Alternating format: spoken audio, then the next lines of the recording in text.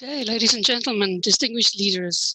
It is a wonderful time to have this great session on towards low emission and climate neutral development for a sustainable urban world. Welcome to the ICLEI World Congress session. Today is the 15th of April, and it is a good time to talk about climate action. My name is Marijke van Staden. I will be your moderator of the session. I'm the director of ICLEI's Bonn Center for Local Climate Action and Reporting, the Carbon Climate Center, based here in Bonn in Germany. Before we start, some information for all our participants. The sessions of the World Congress will be recorded, so you can also take a look at the recordings on the World Congress website. We will have Spanish and Portuguese translation available during the session. So at the bottom of your control panel, there is a small globe icon that you can click and select your preferred language channel. And for an interactive session, although we cannot have everybody speaking, we do invite you to use the chat, the Q&A box and the chat function, where we will make sure to address all the questions we can at the end of each session or panel. So let's move forward. It is an important time to make sure that we deal with climate action. We are in a climate crisis for most of you who are probably well aware of this. ICLEI has been tackling climate change for more than 30 years. And when we started, it was certainly not a hot topic. But today it is a critical topic. And it is literally life-defining for many people. We guide and support local and regional governments around the world to make those political commitments, to set more ambitious political commitments, to understand where their greenhouse gas emissions come from, where their short-lived climate pollutants come from, and how to move forward with climate change adaptation and resilience, moving from planning to action and accessing finance.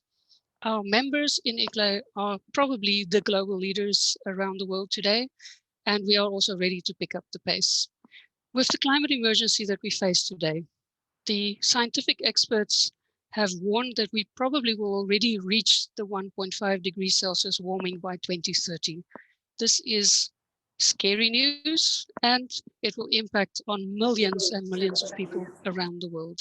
So we call for integrated action, climate change mitigation, adaptation, and adaptation to inevitable and anticipated change while we're enhancing resilience in our cities, towns, and regions. This requires coordinated action around your sectors, your stakeholders, different levels of government, and we'll hear more about all of this from different perspectives, from different speakers around the world. In our session today, we have an illustrious lineup of speakers where you will get a snapshot of ICLEI's strategy. You'll hear from different cities in different contexts, and you will hear more about the support offer from ICLEI. So without much ado, I would like to invite you to listen to our first keynote speaker, His Excellency Koizumi Shinjiro, the Minister of Environment and the Minister in charge of climate change of the government of Japan. So over to the Minister. Thank you, sir. Good afternoon. I am Koizumi Shinjiro, Minister of the Environment and Climate Change of Japan. I wish to congratulate ICLEI for successfully hosting the ICLEI World Congress. Today, I will talk about three things Japan is promoting: redesign, zero carbon city, and decarbonization domino effect. First, redesign. We are facing two global crises, COVID-19 and climate change. This is a historic turning point.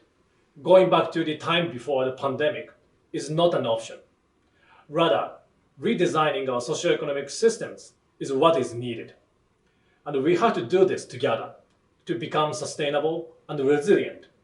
For this, we are now accelerating three transitions to decarbonized society, circular economy, and a decentralized society. The second point is zero carbon city. When I assumed this position as minister in 2019, only 4 cities had committed to zero carbon by 2050. In Japan, we call them zero carbon city. Since then, I have encouraged more Japanese cities to join, and now the number tops 366. In total, they represent more than 100 million people in Japan, That is 86% of the country's population. Globally, ICLEI is developing a clear framework for cities and regions to join the UNFCCC's Race to Zero campaign. Over 470 cities have already joined the race. This means Zero Carbon City has become a movement, not just in Japan, but also in the entire world. The third point is decarbonization domino effect. Net zero by 2050 does not mean we have next 30 years to act. The next 5 years are crucial. We need to create leading models of decarbonization in each region throughout Japan in the next 5 to 10 years, and then spread those models to other regions as much as possible. We trigger such decarbonization domino effect around Japan, together with local governments. Last month, we held the Zero Carbon City International Forum with ICLEI. In this forum, Kuala Lumpur announced themselves to become a zero carbon city, supported by Tokyo. This became the first case of such domino effect in the world. We hope to see more cases of success through our supports. As I have just outlined, the 3 key points, cooperation with partners is of essence in all 3. Tomorrow, Japan's Prime Minister Suga will have a summit meeting with President Biden and discuss bilateral cooperation on decarbonization as a top priority. This will lead both Japan and the US and the world towards decarbonization. At the climate summit next week, I expect such cooperation to expand even beyond our countries. We also hope to have further collaboration with ICLEI and its new president, Mr. Frank Carney, for accelerating subnational efforts toward net zero. Finally, we, as the central government, are committed to supporting cities' initiatives to decarbonize throughout Japan and the world. Together, let's redesign the world for green recovery, expand zero carbon cities, and trigger a decarbonization domino effect around the world. Thank you. Arigato. That is a wonderful message, and certainly a message that I hope many other national leaders will also hear. Without much ado, I would like to hand the floor for our first panel to Eunice Arikan to moderate. This panel is about our leadership in raising the level of ambition. Eunice is our Director of Global Advocacy, here based also in Bonn at the World Secretariat. And we have, of course, Mayor Frank Carney as our brand new president. Very proud to have you with us, sir. Mayor of the city of Des Moines, as well as Katja Dörner, and the mayor of the city of Bonn. And Ms. Dörner is also our co-chair on climate and the low emission development portfolio. So she knows what she speaks about, and this is going to be a very fascinating conversation. Eunice, handing over to you. Thank you.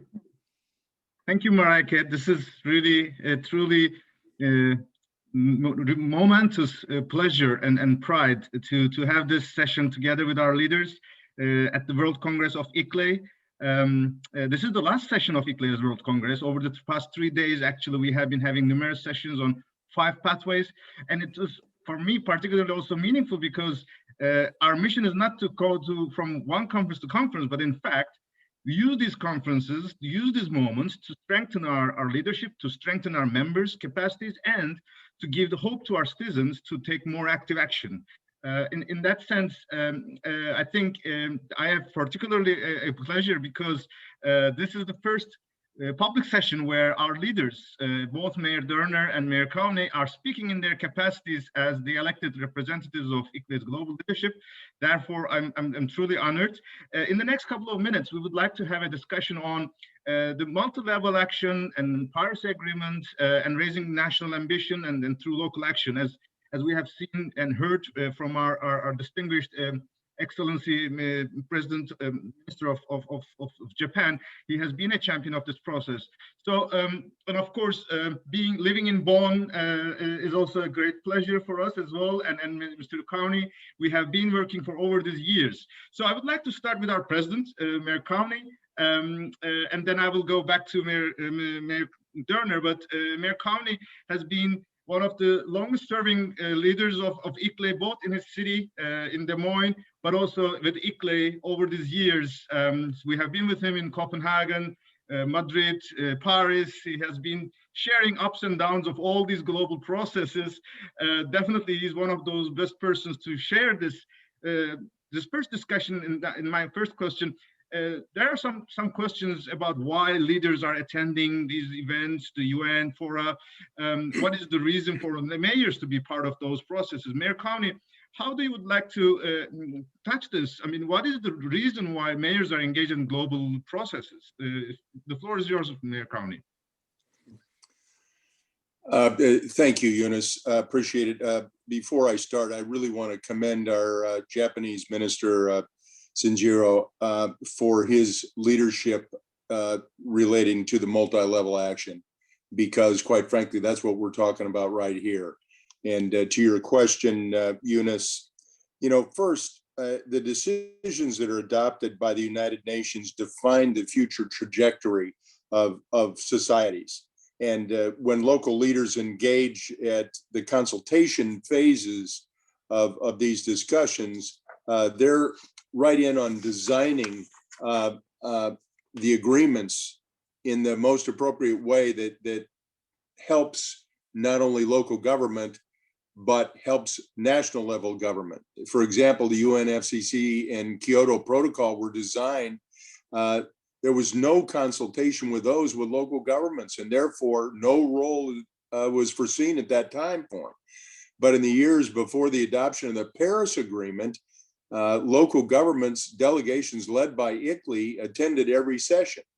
And I'll tell you, Yunus, just as a quick aside, I remember us meeting in Seoul, the leaders of ICLEI, and we decided in 2012, we couldn't wait to 2015. We had to reach out to heads of state and let them know that we're where things happen. And so we are able, at least at that time for the Paris, we shared our views. And as a result, there was a clear paragraph in that Paris Agreement which recognizes the importance of the engagement of all levels of government. If we had been present in the preparatory discussions, if we hadn't been, we would never have achieved that recognition. So it was that work of those local governments, which is quite frankly where things happen, sometimes as a consequence of their actions or many times their inactions.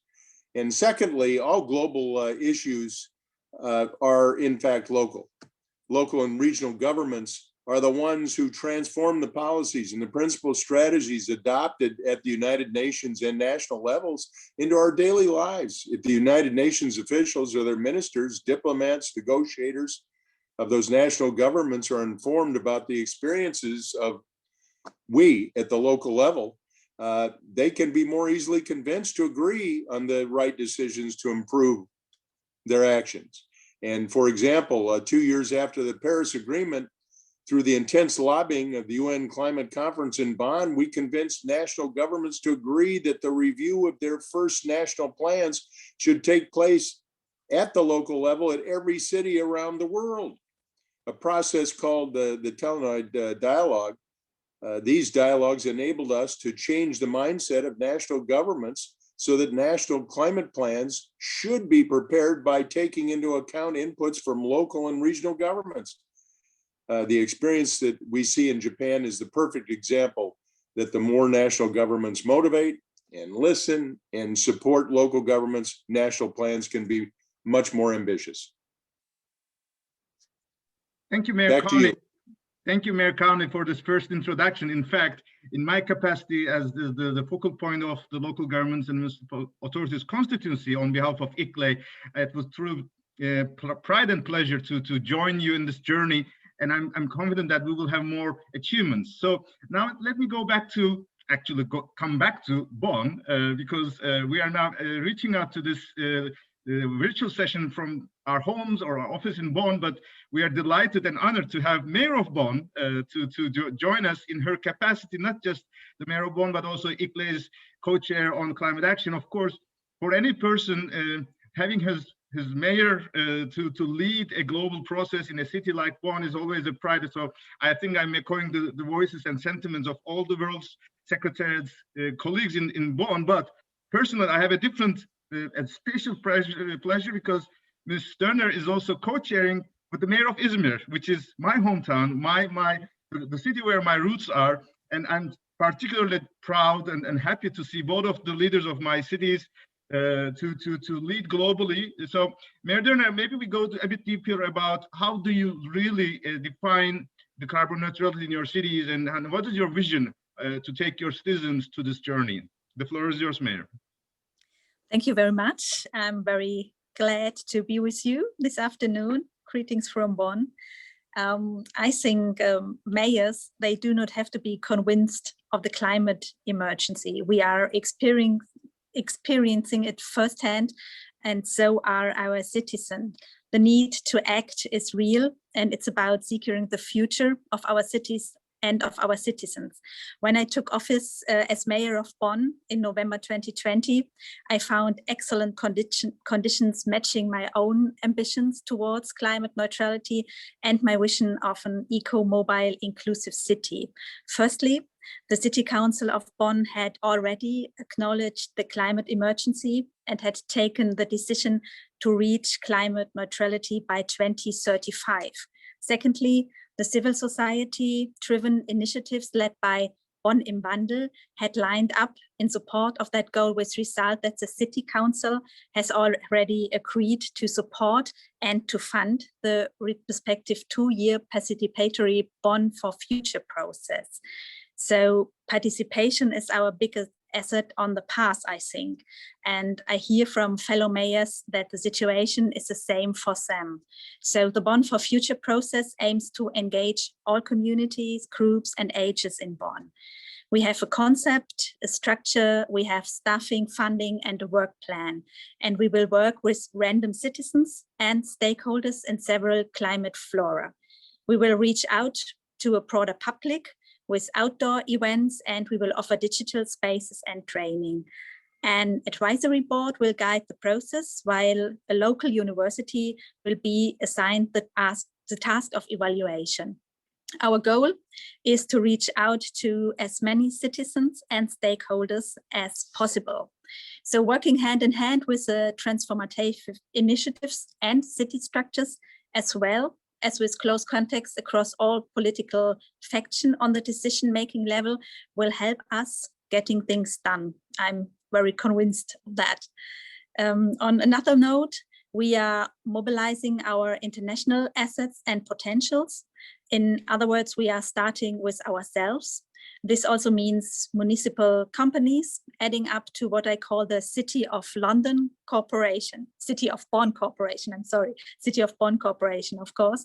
Currently, we are conducting a feasibility study on the potential for a climate neutral Bonn Corporation.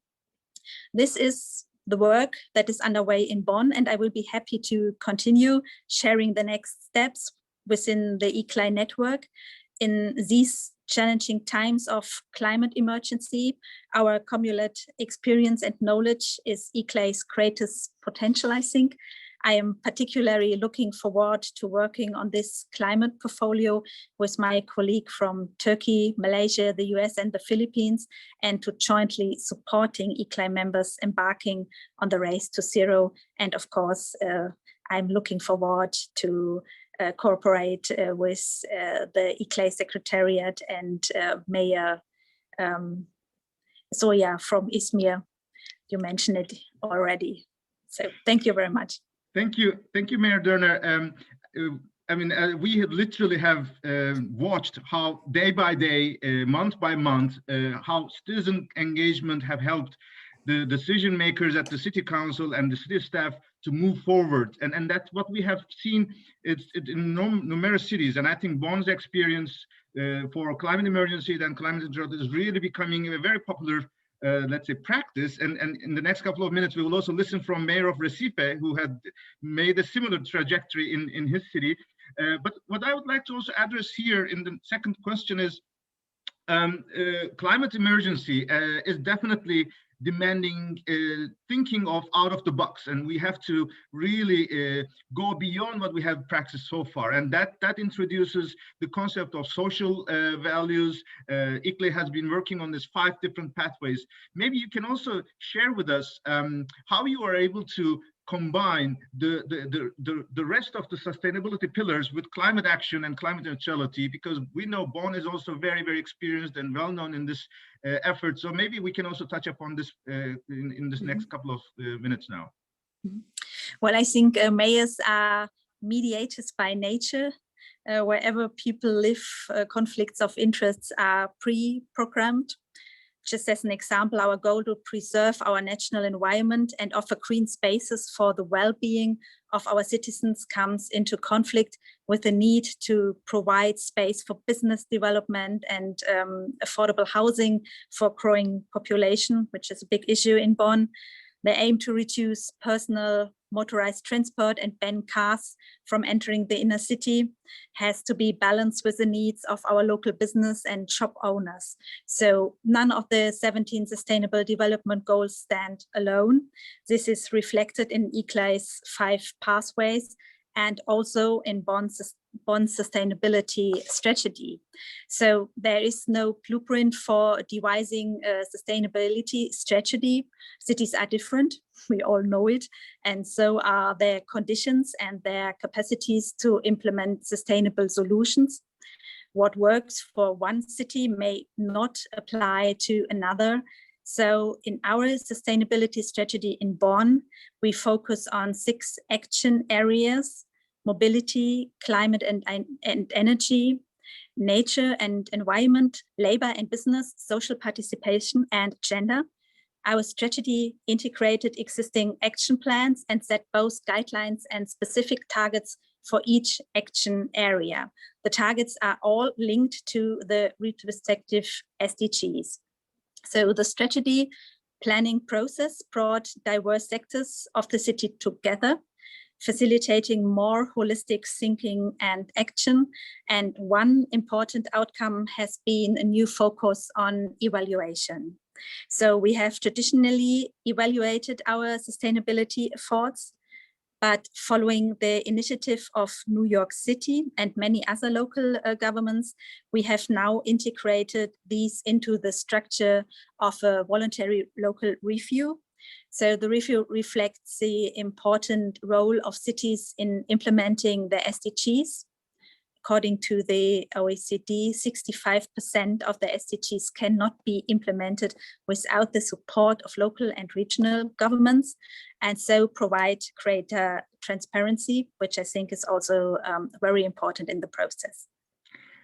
Excellent. And in fact, this is what we have also again practiced during the preparations for the ICLEI Global Executive Committee and your agenda with Mayor Sawyer. Mayor Sawyer was also expressing you that they would like to combine their climate action to voluntary local review. This is the beauty of learning from each other and making scalable approaches across the world. So maybe let's go back to this time to Mayor Coney, once again back to the US.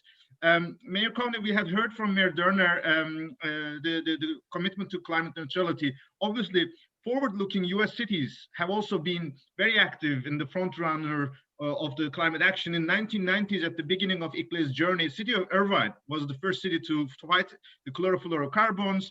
In the Kyoto Protocol, we have thousands of US cities signing up to commitments of the US. And then over the past 4 years, we have seen we are still in campaign with hundreds of US cities. So we will hear in the next couple of minutes during this session from our technical colleagues, from my colleagues in Carbon Center. But how about the journey of Des Moines and how you are driving your city for climate neutrality, longer term, medium term, 2030, and how this process is supported by the work of ICLEI US. Maybe we can hear your experiences in this round. Thank you, Yunus. To your point, Des Moines, we've championed sustainability for the last 2 decades. We've established a mayor's task force on sustainability, and now we call it the Citizens Task Force because we want everybody to buy into it. We try to bring businesses in, we try to bring citizens in, so that they all understand the work that we've been doing. We had a historic sustainability effort this year that has been recognized nationally. We were called and described as environmental first in the United States for the city of Des Moines. We passed a resolution that established our goals that would achieve Des Moines 100% 24/7 carbon-free electricity in our whole city by 2035 and net zero greenhouse gases by 2050.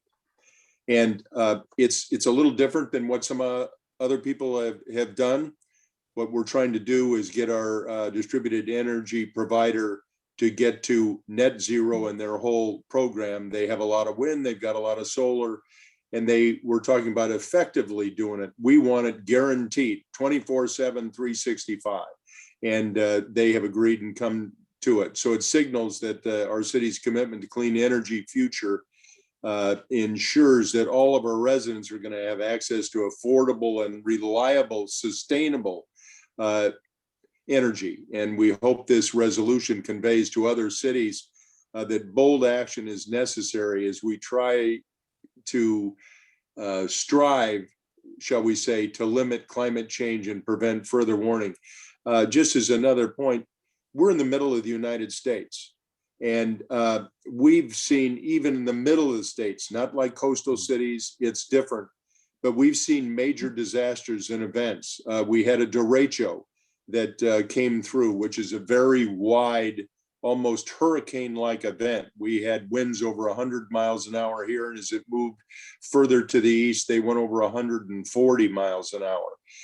Then we saw flooding in Iowa, which was produced by over 10 inches of rain in 3 hours. These are changes that no one had ever seen. So these prolonged changes to climate are being felt in cities, not only in Iowa, but around the world. And we're seeing extended droughts and extended temperatures, lows and highs. It's unpredictable, it seems, these days.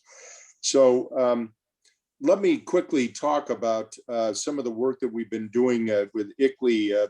We have this, what we call the ICLEI 150, where we are trying to get 150 cities to pledge to meet the climate crisis. And as they pledge to do so, we want to see their pledge. We want to see their plans to set a 2030 science-based interim target to achieve climate neutrality by 2050. And then we're going to, through ClearPath, they're going to document where they are and make a plan and begin proceeding this year to do it. And then we're going to publish what their commitments are and in their race to zero. And we're going to continue to monitor their actions and alter as needed so people can actually achieve it. So we're proud of a lot of that work. And to your point, Eunice, we've had over 19, almost 2,000 local governments used our ClearPath software. 620 jurisdictions developed greenhouse gas emission inventories. 344 jurisdictions developed emission reduction targets, and it goes on and on. Using science-based, it helps people make a path and hopefully set goals and be able to achieve them. Excellent. It is really so good to hear this preparedness that are one of the front runners of ICLEI's network, the ICLEI US office, providing to its members and your leadership by bringing new information, new vision, new modalities. And that, I think, is the message, that it's not anymore only the mayor's job, only an expert's job, but it is collective with society, as you mentioned. And in fact, since the beginning of this year, you are experiencing a new era. You have a new federal administration, which is much more positive for collaboration, both in climate action, but also working with cities and states. As the president of ICLEI and also in leadership of ICLEI US, you have been dealing with this new transition, offering proposals. Maybe before we go back to Mayor Dörner, we can hear some more information from your experience over this last couple of weeks, and that next week we are also looking forward to a new NDC from the US administration. How were you dealing with the US networks, the new administration, your experience? If you can share with us, that will also be very helpful. Well, just quickly, Eunice, we have engaged a lot of local government actors in a variety of groups. Obviously, ICLEI, I've been able to step in and be one of the leads, but we were working with C40, we're working with climate mayors, we're working with the United States Conference of Mayors to try to bring a local government perspective to their process. We have met with Secretary Kerry virtually and on a number of occasions, and so we have given Secretary Kerry a lot of thoughtful ideas about where they could go, because he is, for this administration, sort of running the global side of the Biden administration work. And we're very hopeful that their NDCs are going to be very aggressive and ambitious, and we can together as a globe come together and try to achieve some of those. But we've asked for a national climate action task force, which includes local governments. And we had that in the Biden Obama administration, and we hope that that's reestablished in the Biden-Harris administration. And we asked the U.S. to join and work with the UNFCCC Friends of Multi-Level Action, which we already have mentioned, which has sort of been pushed by Japan. And we hope that the United States collaborates on that and becomes a equal partner in those works. We also pushed the Convention on Biological Diversity. And as we know, that's a big issue and has been discussed over the last couple of days with this conference. We also want everyone to know that there needs to be funding from the top down, because sometimes some of the things that have to be done, there need to be technical changes, there need to be legal changes, but we also need funding. So we're looking at how we do that and work with the federal government to do that. And so we also hope that there's an inclusion of local government in the US delegation to the UNFCCC COP26, and we have pushed that pretty hard. We've also worked with Gina McCarthy on the domestic side to push similar sorts of things and brought a lot of these local players to the table. We are encouraged. We have gotten a good reception from both of those players, McCarthy and Kerry, and we look forward as we move past next week as they announce their NDCs, that local governments will be a huge part in their achieving those goals. So thanks, Eunice. Excellent, Mayor Carney. Just again on a note, next week we're expecting the NDC announcement on 20th and on the 21st. ICLEI US will be having a number of side events and sessions. In one of them, we will discuss also the US NDC and discuss with global partners, and more updates will be available on the announcement from ICLEI. But maybe since we started with you, Mayor Carney, let me go back to Mayor Dörner for closing remarks.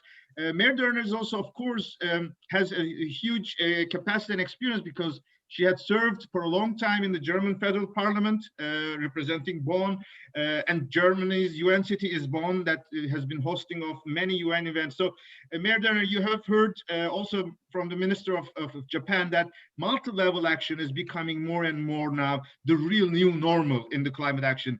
How do you would like to share your last words in terms of your expectations for future collaborative multi-level action in Germany, in Turkey, in Europe, and globally? The floor is yours, Mayor Dörner. Thank you very much. First of all, I'm very glad to learn what is happening and to learn about the development in the United States. Very good. what is happening there. So related to your question, what I think what we need is a more holistic and integrated approach. I think this is the main thing. So it has to include all levels of government and all sections of society. And in the coming years, I will serve the GEXCOM as a liaison to UN Bonn and especially to the Climate Change Secretariat. And UN Bonn celebrates its 25th anniversary this year. And as a hub for sustainability, it's a brilliant example of integrated approaches and cooperation.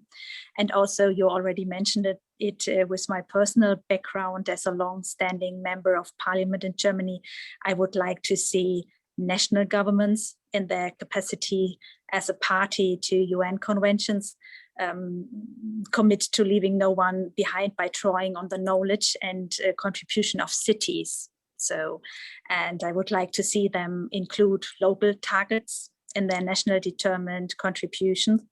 I would also like to see them include local reviews in their voluntary national reviews on the SDGs. And as I said earlier, mayors are mediators.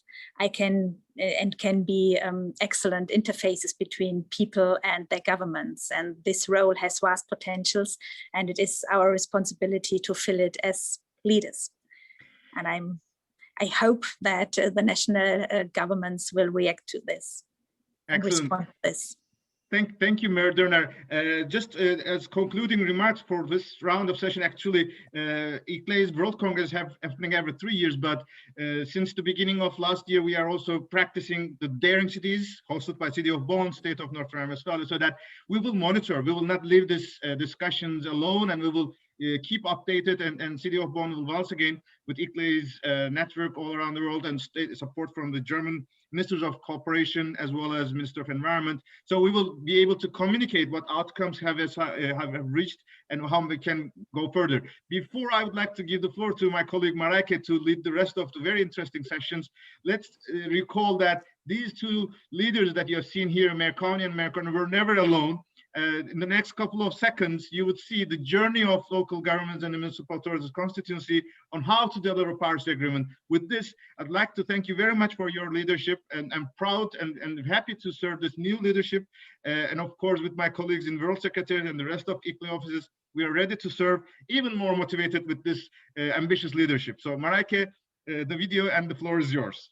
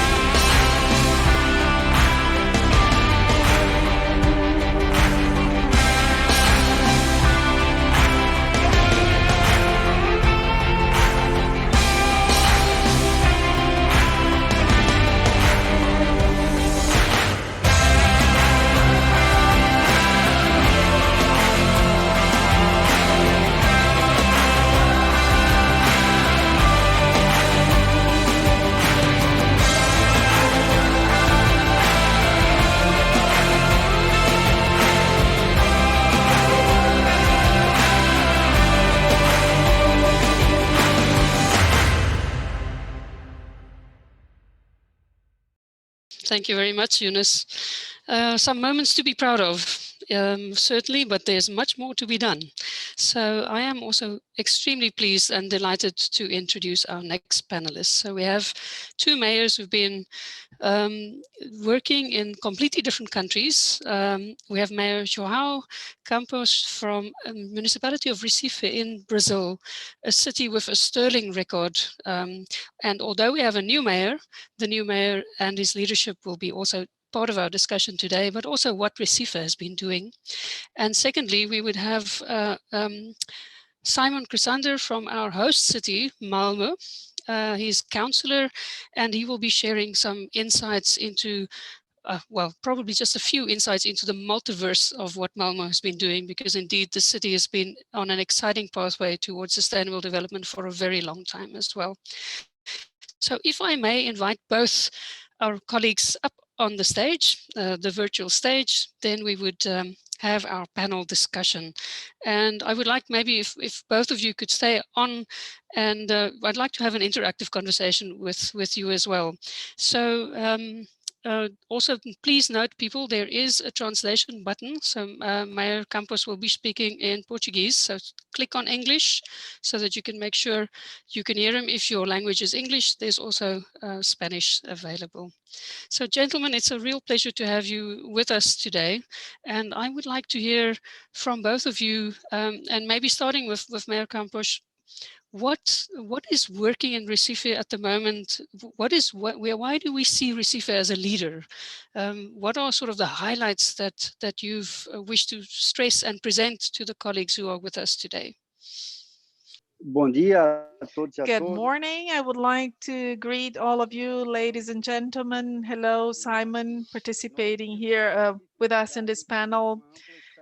Recife has broad experience, and it also has a vocation to take care of the climate, to be in charge of climate.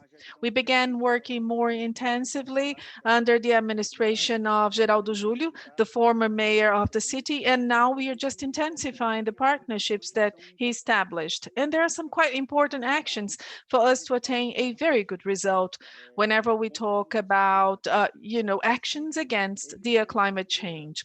Recife City has a structure that enables us to comply to the actions that we desire to implement for the environmental protection, for the environment. So we have a climate governance that has been well defined. We have an updated inventory of emissions.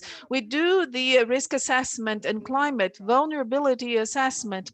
We have action plans and climate actions as well. So we are one of the few Brazilian cities that has this whole set of actions that really enable us to perform a good diagnosis, to implement action towards, and tackling the climate change. So in order to have a good funding, it's important to have a very well done diagnosis. The second important point are the funding mechanisms. In that case, it's fundamental to have good projects. There's no use, designing funding if you have no good projects at hand. So we have to devise projects and specific funding lines for the local government. So these are important actions, and this is how we are able to promote local actions that are funded by many national and international funding sources. And I would like to highlight, just closing here my first intervention. So Recife City was benefited through the Urban Leads program. And this was thanks to our management. We have this transformation project to transform energy into photovoltaic energy for the largest hospital in the city. So this hospital in the city is supplied by photovoltaic energy supply. We've also received funding through GEF, from Sintinova, that is a municipal action supported by GEF.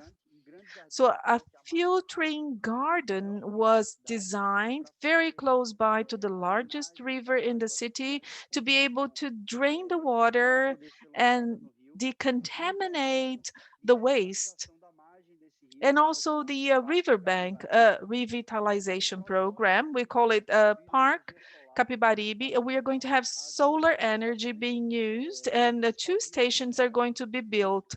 And this will be involving the main river of the city that cuts across our city. So we do have actions underway in the city, and we do have some suggestions and messages. And this is why Recife stood out in Brazil in raising funds and in implementing projects. So first, you need to have a well-prepared technical team, a team that is capable of designing projects, especially with international experience. You need to develop good projects. As I said in the beginning, there's no use requesting funds if you have no good projects to be able to invest in. And a major challenge that we still have, that perhaps is a major topic for COP26, how can we overcome the gap between what the local governments need and the volume of funds available in the fund sources. So we should really promote local impact actions, major actions that we need to implement. For the global level, they might seem small actions, but if all local governments create their local impact, if we sum them all, they will cause a regional and a national impact.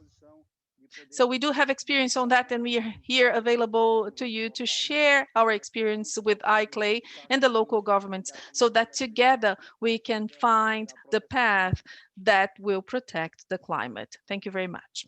Thank you. Thank you very much, Mayor Campos. The Urban Lakes project you referred to is funded by the European Union, and without that support, many cities have also will not be able to start their work, although Recife has done a sterling amount of work, also self-funded, and also, of course, with funding from the GEF. So that is really exciting to see one can access finance.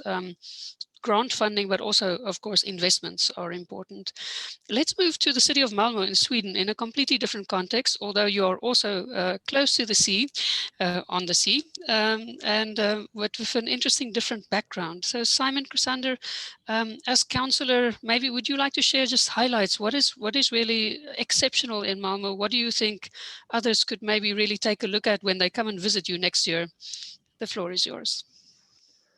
Thank you so much. I want to say, dear Minister, President County, mayors, directors, ladies and gentlemen, it is an honor for me to, as a representative of the host city of Malmö, Sweden, to talk to you about some of the things we've done in Malmö. And I would like to talk to you today about some of the efforts, our current and the past ones, when it comes to green bonds, because as the previous speaker said, when it comes, we need projects and you need funding to make that progress. So, as the first city in Sweden to sign the Global Agenda 2030 for Sustainable Development, we announced back in 2017 our intention to issue our green bonds. And we have now delivered 3 years of reports, and we can with confidence say that the green bond framework, which was developed together with one of Sweden's most reputable banks, has provided a process and a structure that enables us to show that environmental investments, they make sense and they provide a return on investment, not simply from an environmental standpoint, but also from an economic and a social standpoint. So the methodology and the scope of our framework is aligned with the UN Development Goals, and all the project and the assets contribute to the criteria of mitigation, adaptation, and/or environment and ecosystems. So far, we have issued around 600 million euros worth of bonds. And to align some of those bonds with our own local environmental policies, every eligible project or asset fit into one of 8 different subcategories from the global criteria. And the category green and energy efficient buildings is currently the largest one here in Malmö. So to qualify as a green building, we require design stage, post-construction, or in-use certification. And one example that I'm particularly proud of is a portable parking garage called Anestad, not just portable in the sense that I can, fold it up and take it with me, but it can be deconstructed and reassembled in another location if the car usage in that area should decrease. So the concrete frame of the parking garage was actually used previously in a former garage. So new concrete would have produced 460 tons of CO2 emissions, which obviously wasn't needed now. Also, I want to say then the facade is made of wood with low climate footprint, and there's also a demountable gabion wall filled with rocks, which obviously can be reassembled and moved to another location if needed. The green bond requirement for an energy efficient building for us is at least 15% lower than the national standard that's defined for such a building. Now, an example of this kind of investment, some 5-story units in a place called Lindängen, and they're built entirely out of wood. And compared to if you compare to the standard, the wood structure substantially reduces the climate footprint. And the units actually run on 100% renewable energy, which brings down the ongoing yearly emissions from a standard of 73 tons of CO2 a year to 0.2. So from 73 to less than 1, which I think is a quite substantial change. So we're happy about that. I also want to say that these housing units offer car sharing and also cargo bike sharing. Now, if you're not familiar with a cargo bike, one could describe that as a big tricycle, with 2 wheels in the front and a big open box where you can put your groceries or your loved ones if you want to. So if you come to visit Malmö for the physical ICLEI conference next year, you could position yourself, close to a school at rush hour, and you will see herds of bikers who pack part of their families into these cargo bikes when they drop off and pick up their kids. The last green bond example that I would like to mention is a new train station in one of the less affluent areas of Malmö. So instead of watching the train rumble by, the people of Rosengård now have a new green train station that provides inclusion and easier access to sustainable mobility through public transportation. And the purpose for that is really to help lift that city district and make it more attractive, both as a place to live, but also as a possible destination for people who do not live there. And then you might wonder that, how do we compare different investments and evaluate them? And there is a structured selection process that maybe is too detailed for this address, but I want to underline that the framework enables comparisons across the categories. And an example of such a measure is avoided emissions per currency unit invested. So this gives us a decent comparison. So all in all, we're happy with the results of our green bonds. But we continue to work to evaluate and improve it further. Fantastic. And I just want to say before I close here that we hope to welcome you physically next year to Malmö, and I hope the world's going to be in a better place then, so we can see some of your smiling faces here. Thanks. Absolutely. Thank you so much, Simon. And indeed, I think green bonds are not possible in all local governments or all cities. There are specific criteria, for example, also to be credit worthy, but it is a very interesting finance opportunity for those who can and who do qualify. And it's also a topic where we as ICLEI also are exploring how to push the boundaries on green bonds to get those acceptable over a broader spectrum, because it certainly is a very interesting mechanism. I think if I may, Mayor Campos, back to you. You've heard Simon speak about 100% renewables. We've talked about, and we've heard sort of pushing the boundaries. We have to raise the level of ambition. How do you see that in a city like Recife, where you have a lot of rich people, you have a lot of poor people, and everybody in between?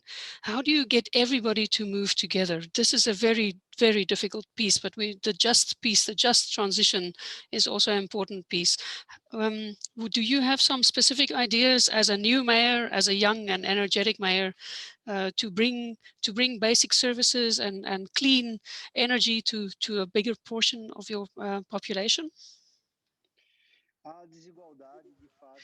well, inequality is truly a major bottleneck that we have, especially in underdeveloped countries. So the higher the inequalities, the more difficult it is to devise actions that can reach out to everyone. And we are interested in fighting against inequalities. We have energy efficiency actions in our administration. So this is oriented to public equipment, be it in the suburban area of the city or in the central area of the city. And this mechanism will cover the entire territory of the city, not only the wealthy portions of the city. So there is a framework of legislation in the city. There is this new piece of legislation that prescribes green roofs, the rational use of water, incentives to the use of renewable energies. And this creates a culture in the city to use renewable sources. So we also have new mechanisms that were devised recently and some other mechanisms that we are about to build. That is a case of the social housing. So there is this solidarity fund that is allocated. And in order to get the license, the permit to build in some areas of the city, there is a fee that has to be paid. This fee goes to the fund, and the fund is used for the poorest regions so that we can build housing areas. And in such housing, we do have a plan for them, an energy efficiency plan, so that we can also provide photovoltaic energy to the social housing areas using the money from this fund that was paid by the wealthier constructions in the city. So with that, we can take energy efficiency to the entire region of the city. That will result in more access. So what's the meaning of that? Respect to the environment, energy efficiency, the use of green or renewable energy. So this has to be the intention of all citizens, not only from the highest brackets of the society. So we want to reach balance, and we are engaged into doing that. Thank you. Thank you very much. The Solidarity Fund sounds like a great idea for other cities as well to echo and respond. We are getting questions, so I would like to maybe just touch on a few.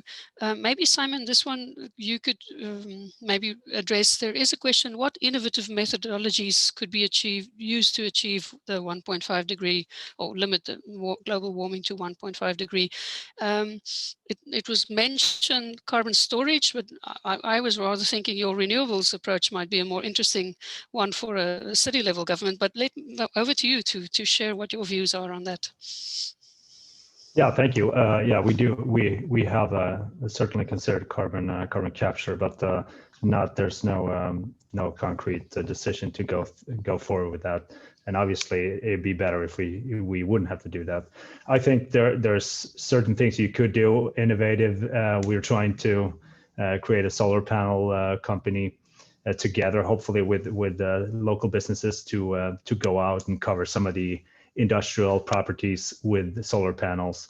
We unfortunately see that a lot of these are still empty, and in that sense, then I'm wondering, what can we do from the municipality to work together with local businesses and maybe try to create that company to go out and say, you know what, we will put up the solar panels. You need to commit to buy the electricity.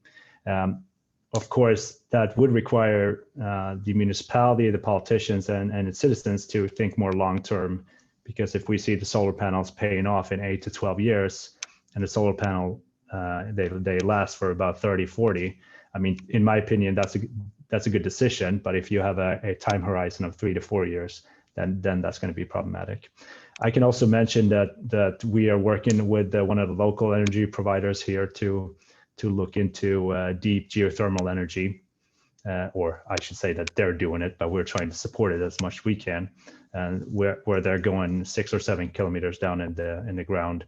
And the idea there would be to send down cold water in one pipe and pretty much bring it up in another pipe heated, and then you send it out on the grid, because Malmö has a water heated kind of structure to heat the houses in Malmö. So those are at least some of the things we are considering for now. I could probably talk quite a bit about this, but I'll stop there.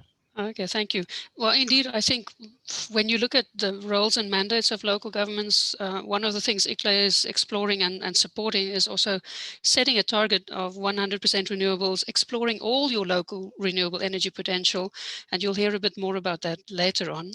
There's a question for Mayor Campos. Could you please share your experiences on the vertical cooperation between the federal level of government, well, maybe all levels of government and the local level? Where do you think this could move? What could enhance this multi-level governance cooperation?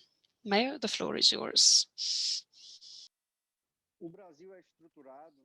Brazil is structured in a federal entity with states, cities, and the federal government. And that's a huge challenge that Brazil faces, because in many circumstances, there's some difficulty in speaking with the other levels. At the current moment, the federal government, our president, has a negative view in terms of science, healthcare, and environmental protection. So the Brazilian agenda right now is very bad when we talk about environmental protection. So we have a lot of divergencies in relation to the federal agenda, the domestic agenda. So the partnership that we have between federal government and local governments, especially in relation to the climate agenda, is something that has decreased a lot, and that is a huge concern as a country and as the local government. However, we have tried to dialogue with institutions that carry out work besides the government action. So research entities, the third sector, and even federal agencies, people that are trained and qualified, and other programs that exist regardless of the president's calling or desires right now. So that is a huge bottleneck that we have in Brazil, where we are in the hands of the person who is spearheading the country at that time. That's one of our issues here in Brazil. We've been trying to change that. So the 8 strong agencies that have the power to control, where we can impose restrictions at the level of protection and obligations for local governments and national governments to comply with clear targets and funding with transparency to make these goals and targets feasible. Those are actions that have to be carried out, but not always easy to do in Brazil, especially when we have a president in the country that has the calling of facing the environment instead of protecting it. Thank you very much. I think indeed we need to see the leadership is necessary at all levels of government.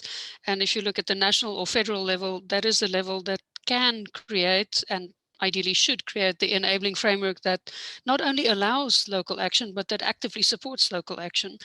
We don't see that in all countries, but we see it increasingly in a number of countries. And that gives us also a feeling of hope and optimism.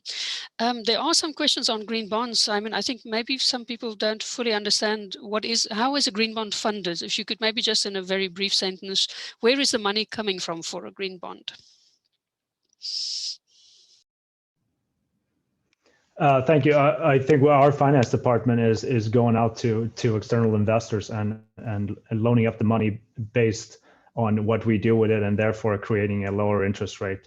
That's how I understand it. And I think that the money comes from both external sources as non-governmental sources, so to say, here in Sweden, and some of the how should you say this, organization created for all the new municipalities around Sweden, who provides investments for this kind of purpose. So I have to say I'm not in any way a finance expert, but that's how I understand the structure. Okay.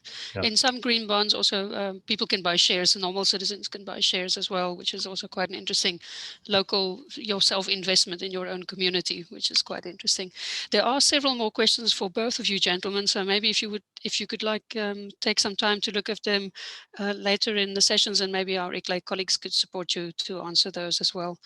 in brief, I would like to wrap up. I think we've heard about responsibility, taking responsibility. We've heard about interesting ways to finance green bonds, specifically the Solidarity Fund.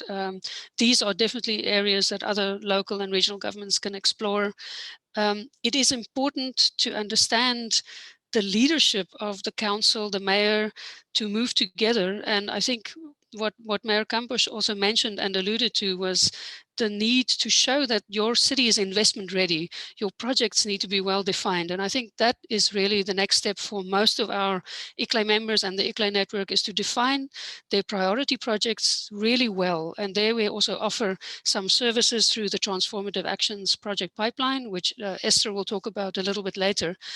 But if you don't know what you want to do, you're already in a position where you're stuck. So that certainly is a key area. I also heard about energy efficiency, renewable energy, mobility, buildings, looking at water. Waste was not mentioned, but it's certainly a hot topic as well. So looking at actions across all sectors and getting your citizens and your businesses on board. So thank you both, gentlemen. It's been exciting, and we also will showcase your particular experiences through other webinars later in this year and through interesting case studies as well. So please stay on the line. And actually, I think we need to sit still for and smile for a quick photograph, maybe. I don't know if that's been done, Joe. Just flag to us if we still need to do that. It's all set. Thank you very much, Marika. Wonderful. Thank you so much. Great. Then we can move to our next session.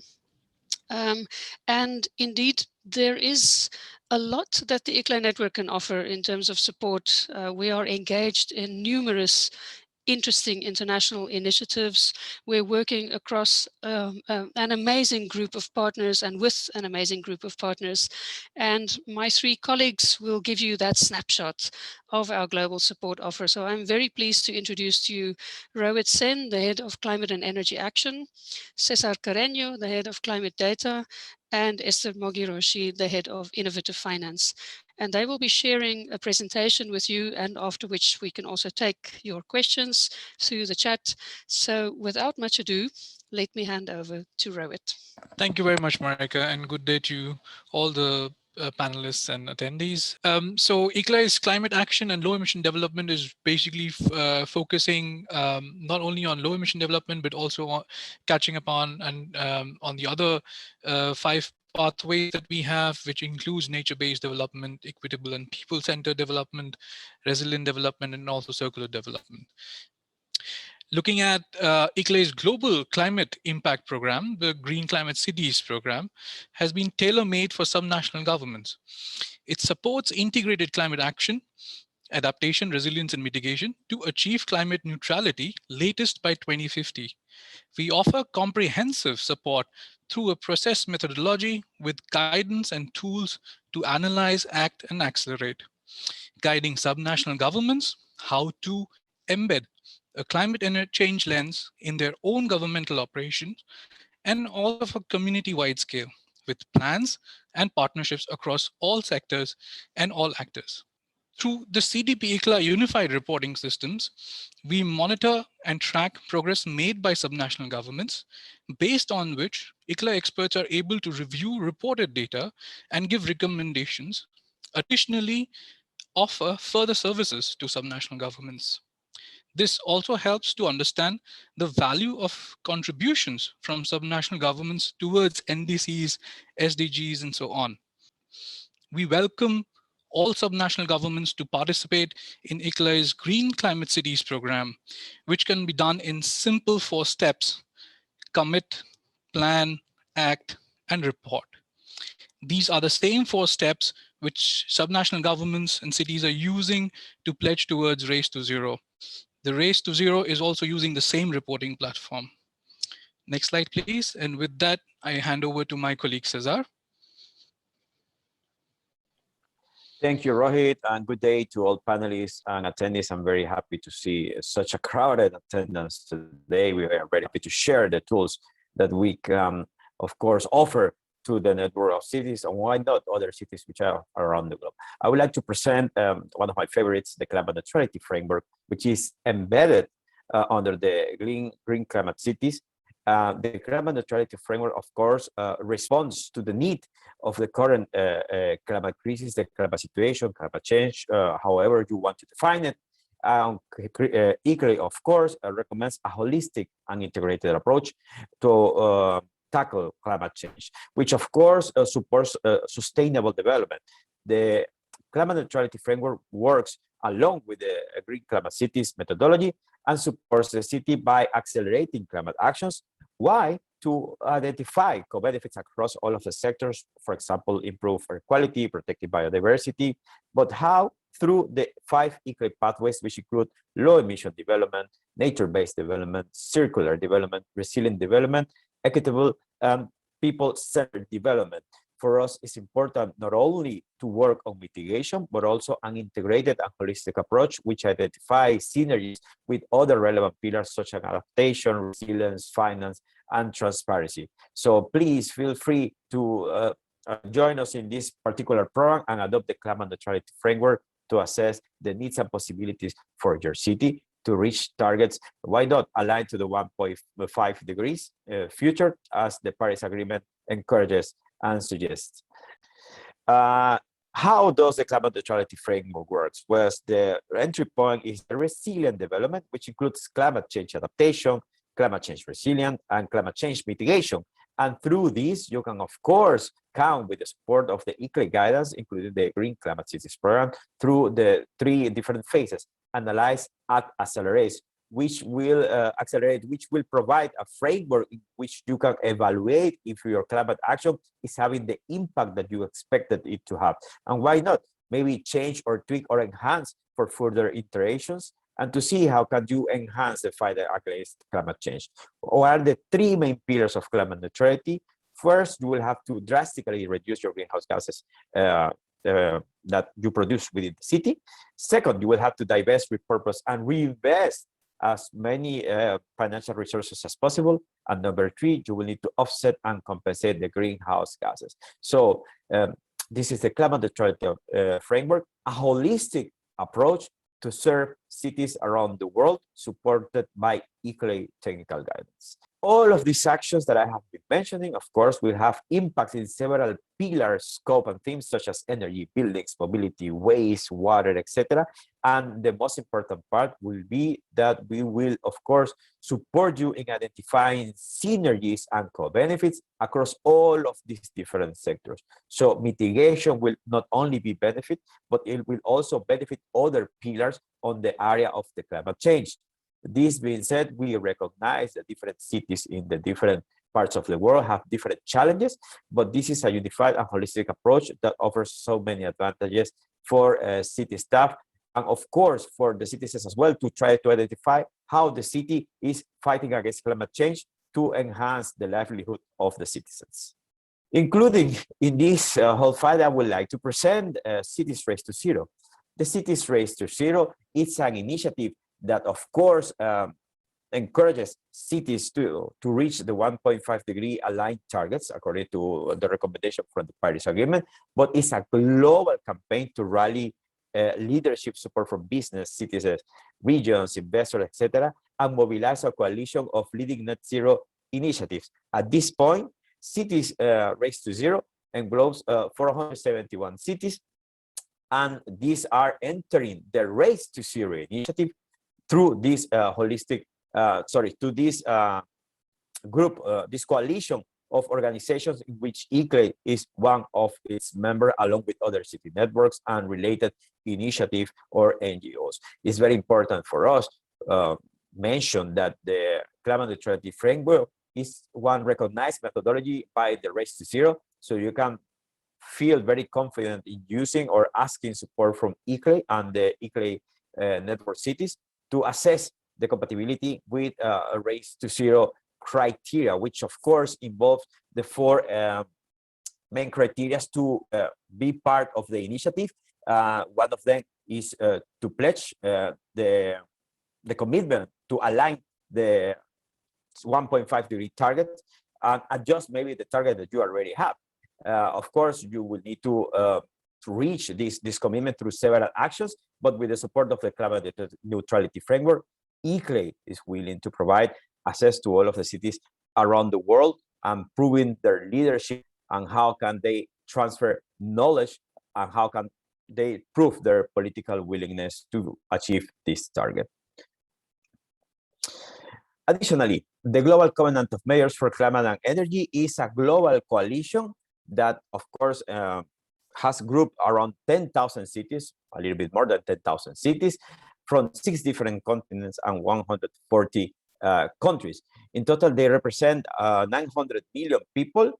And of course, they have the goal that by 2030, the Global Covenant of Mayors for Climate and Energy could account for 2.3 billion of CO2 emissions reduction, matching the yearly passenger road emissions of several combined countries such as the US, China, France, and Mexico. The Global Covenant of Mayors is an initiative from which ICLEI is one of its founding partners, founding members, and of course, tackles both mitigation and adaptation, adding an additional component which is energy.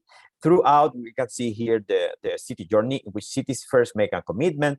Lately, they need to assess their impacts and risks, set targets and goals for mitigation and adaptation, develop climate actions and adaptation strategy, to implement these actions, to monitor and report in order to respond to the transparency requirements, and to validate these activities through a data revision process, which is offered by the Global Covenant of Mayors for Climate and Energy with the support of ICLEI and the CDP ICLEI Unified Reporting System.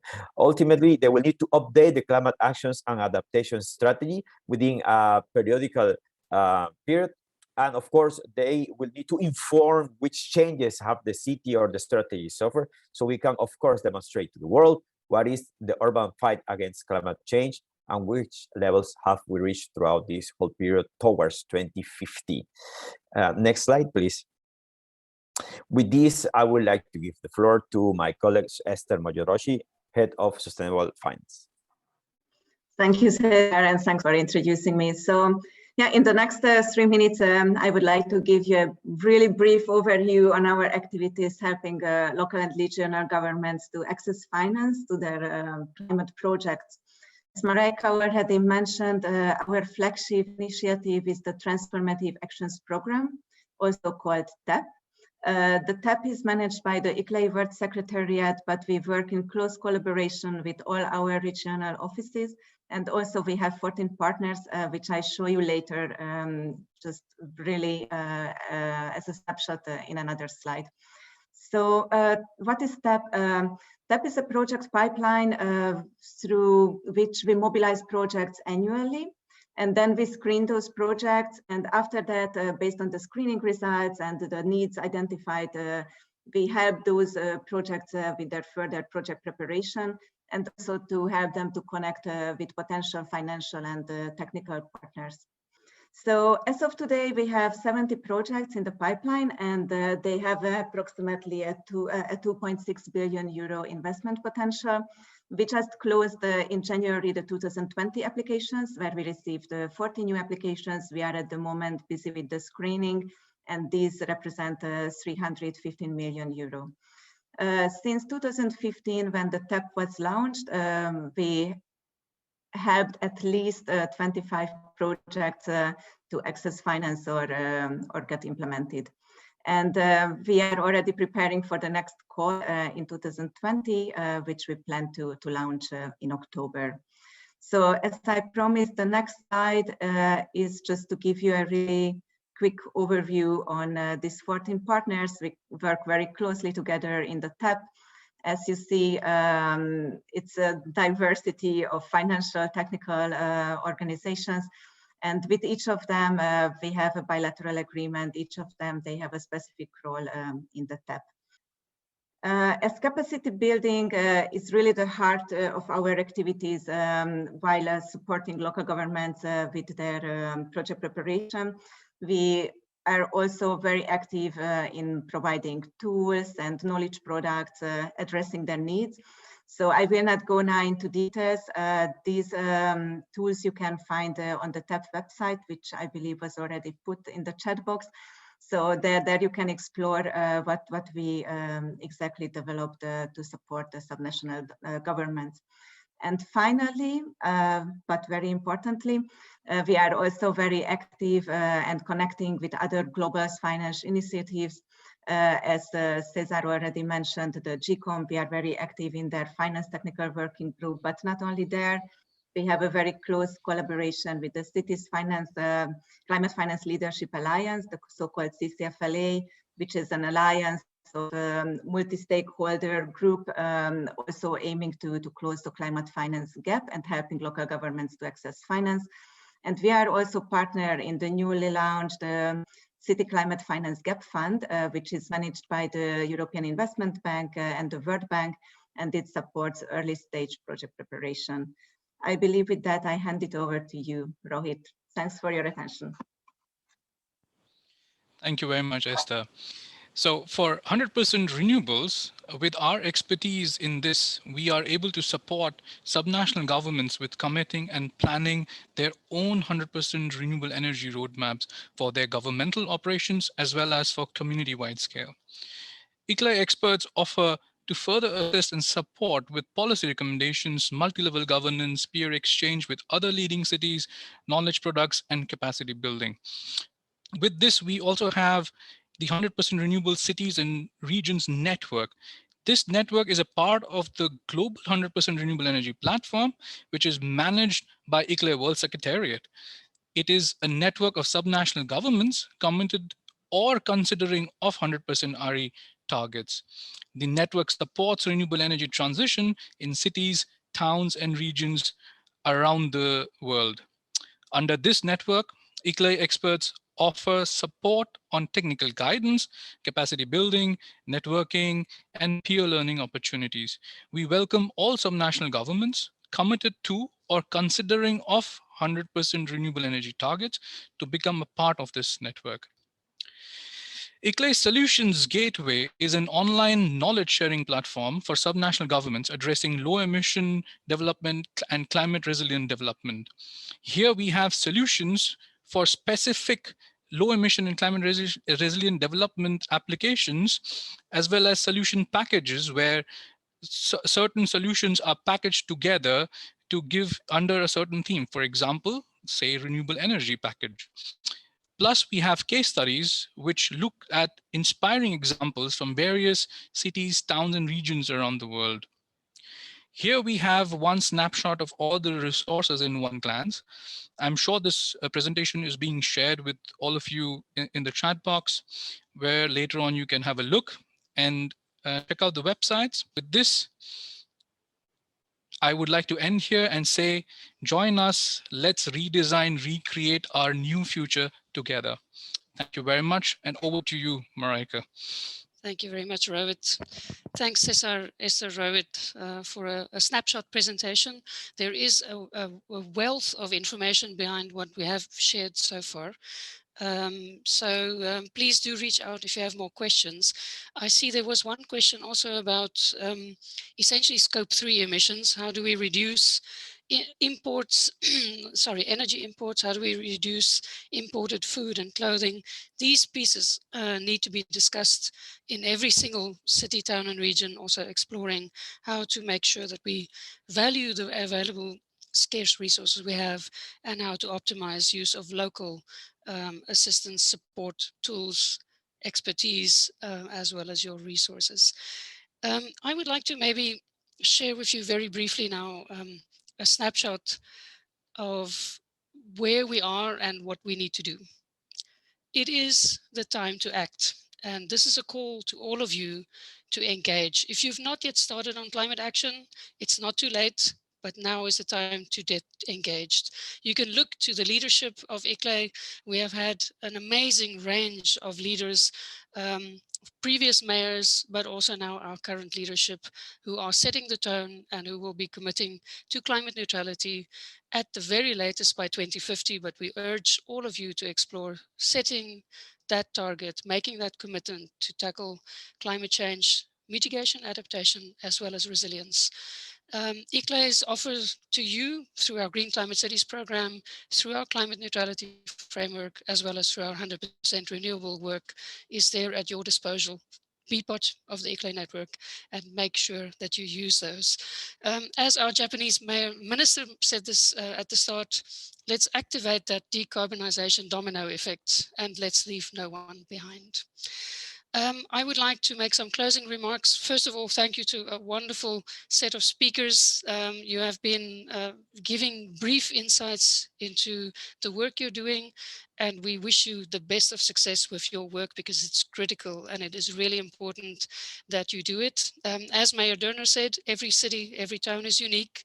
So you all need to do your bits and you can learn from one another. There are experiences we can share through ICLEI and making sure that we move forward together.